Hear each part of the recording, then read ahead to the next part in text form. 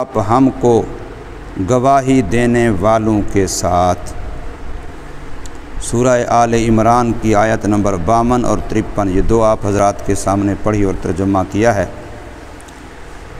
ترجمے سے یہ بات واضح ہے کہ حضرت عیسیٰ علیہ السلام کو جب اللہ تبارک و تعالی نے نبوت اور رسالت سے نوازا اور تبلیغ دین کا حکم دیا تو انہوں نے اللہ کے حکم کو پورا کرنے کے لیے اللہ کے دین کی تبلیغ شروع کی۔ مختلف علاقوں میں مختلف لوگوں میں جو لوگ پہلے موسیٰ علیہ السلام کے دین کو ماننے والے تھے، جو اپنے آپ کو یہودی کہلواتے تھے، اب ان کو بھی حکم تھا کہ وہ حضرت عیسیٰ علیہ السلام کے دین کو قبول کریں، چونکہ موسیٰ علیہ السلام کا دین حضرت عیسیٰ علیہ السلام کے دین کے آنے سے ختم ہو گیا۔ اب حضرت عیسیٰ علیہ السلام کا دین چل رہا تھا۔ تورات کی بات ختم ہو گئی، اب انجیل کی بات چل رہی تھی۔ تو جب حضرت موسیٰ علیہ السلام نے تبلیغ شروع کی تو یہودیوں میں سے اکثر نے انکار کیا، اور صرف انکار نہیں کیا بلکہ درپے ایذار ہو گئے، ایذا اور تکلیف پہنچانا۔ بہت سارے لوگ ایسے ہوتے ہیں جو بیچارے حق کے طالب ہوتے ہیں، تلاش کر رہے ہوتے ہیں، جب ان کو حق مل جاتا ہے تو وہ اس پر بہت خوش ہوتے ہیں کہ ہم تو کافی عرصے سے اس کو تلاش کر رہے تھے، یہ تو ہماری گمشدہ متاع ہے، اللہ نے اگر ہمیں دے دی ہے تو یہ تو ہماری زندگی کا مقصود ہے۔ وہ اس پر انتہا درجے کے خوش ہوتے ہیں کہ کوئی اللہ والا مل گیا، کوئی دین والا مل گیا، ہم جو دین کا کام چاہتے تھے اس میں ہمیں معاون مددگار رہنما مل گیا۔ تو کچھ لوگ تو ایسے ہوتے ہیں، تو ایک طبقہ ایسا تھا جو عیسیٰ علیہ السلام کے ساتھ قریب ہو گیا اور ان کو اپنے لیے غنیمت سمجھنے لگا، جیسے محمد صلی اللہ علیہ وسلم کے صحابی، تو ایسے حضرت عیسیٰ علیہ السلام کے بن گئے حواری۔ ان کو حواری کہتے تھے۔ حواری کا معنی مددگار بھی ہوتا ہے، اور حواری کا معنی سفید دل والا بھی ہوتا ہے، یعنی جن کا دل کفر اور شرک سے پاک ہے، صاف ہے۔ لفظ حور سے بنا ہے اور حور کا معنی سفیدی ہے، تو اس لیے جو لوگ دل کے لحاظ سے صاف سفید، وہ حضرت عیسیٰ علیہ السلام کے ساتھ جڑ گئے، اور وہ عیسیٰ علیہ السلام کے حواری، ان کے صحابی، ان کے ساتھی، ان کے امتی، ان کے ماننے والے بن گئے۔ ایک طبقہ یہ ہوا۔ دوسرا طبقہ ایسا تھا جنہوں نے سنی انسنی کر دی کہ ہمیں اس حق کی ضرورت نہیں ہے، بس مخالفت بھی نہیں کی، موافقت بھی نہیں کی، گویا کہ ان کو کوئی پتہ نہیں کہ اس علاقے میں کوئی حق کی آواز لگی کہ نہیں لگی، کوئی دین کی بات ہوئی کہ نہیں ہوئی، ان کے لیے کوئی بات نہیں ہے، کوئی حق ہو کوئی ناحق ہو، بس وہ جانوروں والی زندگی ہے، گزر رہی ہے، کھا بھی رہے ہیں، پی بھی رہے ہیں، پیشاب پخانہ بھی کر لیتے ہیں، اور کپڑے فلاں جو جانور سارے تقاضے پورے کرتا ہے، تو انسانوں کا بھی ایک طبقہ ایسا ہے جن کا مطمع نظر وہی ہے، اور وہ اس کو بڑی کامیابی سمجھتے ہیں۔ ایک کہاوت لکھی تھی کہ ایک بندے نے ساری زندگی درزی کا کام کیا۔ اب ظاہر ہے درزی کے کام میں اتنا ہی ہوتا ہے جتنا سے گزارا چلتا رہتا ہے۔ بچے پڑھتے رہے، خود درزی کا کام کرتا رہا، اب بچے پڑھ کے نوکری لگ گئی، نوکری کے بعد ان کو کوٹھی مل گئی، کوٹھی کے بعد ان کو کار مل گئی، تو اب ایک دن بچوں نے کہا کہ ابو کی دکان پہ چلتے ہیں، ابو جو روزانہ سائیکل پہ آتا جاتا ہے، تو اب جا کر کے آج وہاں ابو کو بھی اپنی گاڑی کار پہ درزی والی دکان سے گھر لے آتے ہیں، تاکہ ابو کو بھی تو پتہ چلے کہ اللہ نے میرے بچوں کو بڑی کامیاب زندگی دی ہے۔ اب جب وہاں پہنچے، ابو کے ساتھ گپ شپ لگائی، اب گھر کو جانا ہے، تو ابو آج سائیکل یہاں کھڑی کر دو، سائیکل کی ضرورت نہیں ہے، آج آپ کو ہم اپنی گاڑی پہ لے جاتے ہیں اور کل اپنی گاڑی پہ صبح دکان کے وقت پہنچا دیں گے۔ تو ابو نے کہا کہ ہاں جی، بڑی کامیاب تمہاری زندگی ہے، میں نے اسی دن کے لیے ساری زندگی لگائی ہے کہ میں اپنے بچوں کو کامیاب دیکھوں، تو آج میں نے آپ لوگوں کو کامیاب دیکھ لیا۔ اب یہ کون لوگ کہہ رہے ہیں جن کا مطمع نظر دنیا ہے، ورنہ کامیاب تو وہ ہے جو آخرت میں کامیاب ہو گیا۔ گاڑی مل جانا کوئی کامیابی نہیں ہے، بڑے کافروں کو بڑی گاڑیاں ملی ہوئی ہیں۔ کوٹھی مل جانا کوئی کامیابی نہیں ہے، بے دین لوگ بڑی بڑی کوٹھیوں میں رہتے ہیں۔ بینک بیلنس کا زیادہ ہونا کوئی کامیابی نہیں ہے۔ قارون کے پاس بڑا مال تھا، اگر حکومت میں کامیابی ہوتی تو فرعون نمرود کامیاب ہوتے، اگر وزارت میں کامیابی ہوتی حمان شداد کامیاب ہوتے، اگر دولت و خزانے میں کامیابی ہوتی قارون کامیاب ہوتا، اگر سرداری اور چودراہٹ میں کامیابی ہوتی تو ابو جہل بڑا کامیاب ہوتا، ابو لہب کامیاب ہوتا، لیکن ایسا نہیں ہوا۔ کامیابی حضرت بلال کو ملی جن کے پاس بظاہر دنیا کا کچھ بھی نہیں ہے، کامیابی حضرت صہیب رومی کو ملی، کامیابی ان لوگوں کو ملی ہے جن کو نبی پاک صلی اللہ علیہ وسلم کی غلامی مل گئی ہے، آپ کی اتباع مل گئی ہے، آپ کی پیروی مل گئی ہے، آپ کی سنتوں پر مر مٹنے کا جذبہ مل گیا ہے، یہ لوگ کامیاب ہیں، وہ کامیاب نہیں ہوئے۔ تو اس لیے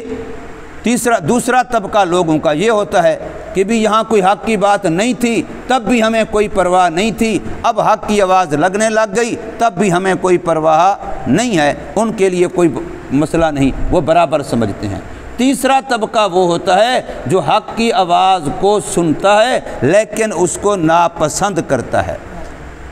یہ کیا سردردی آ گئی، یہ نہیں تھا تو کبھی کسی نے کسی چیز سے روکا ہی نہیں تھا، نہ کوئی حرام تھا نہ کوئی حلال تھا، نہ کوئی جائز تھا نہ ناجائز تھا، جو بھی کر رہے تھے سب ٹھیک تھا۔ انسانوں والی نہیں، حیوانوں والی زندگی، حیوانوں میں سے بھی درندوں والی زندگی، حیوانوں میں سے بھی پلید جانور والی زندگی تھی، اور پرواہ نہیں۔ اب کوئی روکتا ہے کہ یہ بے حیائی ہے، یہ نہیں ہونی چاہیے، یہ غلط ہے، یہ نہیں ہونا چاہیے، تو ان بیچاروں کو اس سے تکلیف ہوتی ہے۔ اور تیسرا طبقہ یہ ہوا، چوتھا اس سے بھی بڑھ کر کے جو حق کی آواز کو صرف یہ نہیں کہ پسند نہیں کرتے، وہ اس کا وجود ہی برداشت نہیں کرتے کہ سرے سے یہ آواز ہونی ہی نہیں چاہیے۔ تو ایسا طبقہ بھی عیسیٰ علیہ السلام کے مقابلے میں پیدا ہو گیا جو عیسیٰ علیہ السلام کی جان کے درپے ہو گئے کہ اب یہ جو مولوی آیا ہے، یہ جو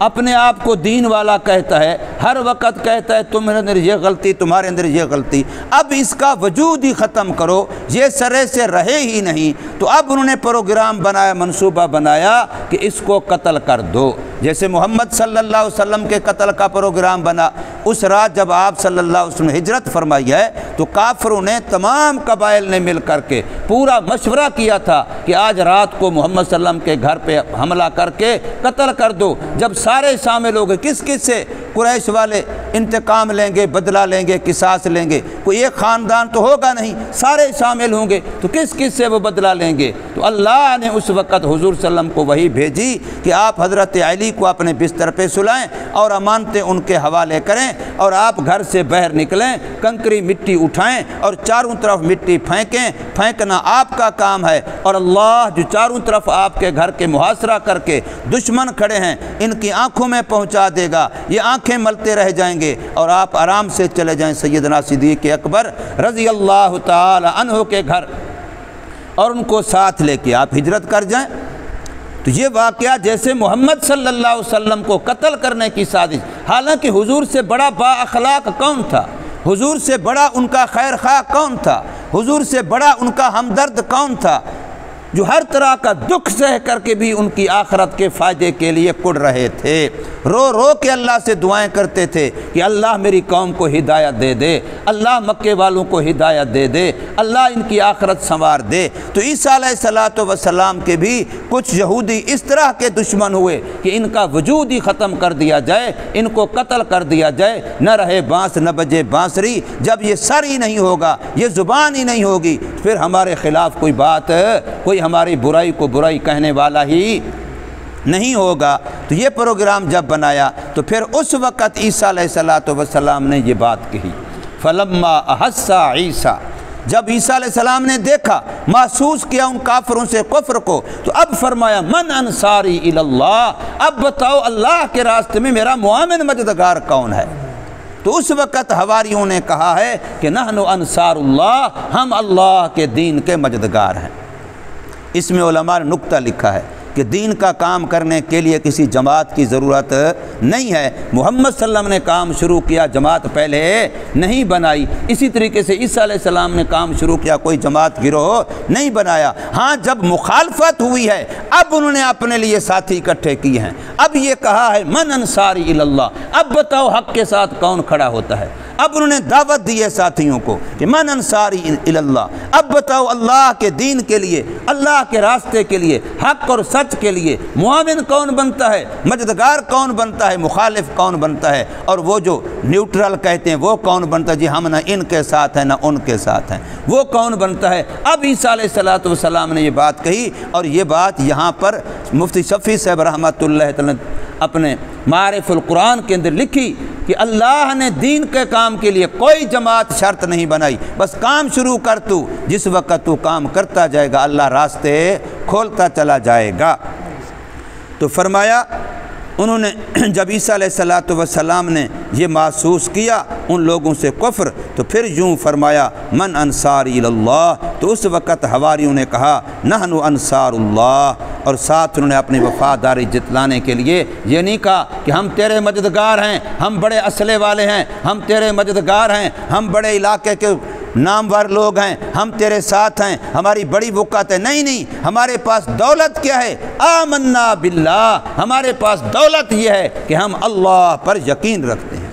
ہمارے پاس دولت یہ ہے کہ ہم ایمان والے ہیں، ہم آپ کے معاون و مددگار بنتے ہیں اللہ کے دین کے لیے، واشہد، اور آپ کو گواہ بناتے ہیں بأننا مسلمون، کہ ہم اللہ کے فرما بردار ہیں۔ ہمارے پاس دولت اللہ کی غلامی ہے، ہمارے پاس دولت شریعت کی اتباع ہے۔ اور آگے پھر انہوں نے دعا کی،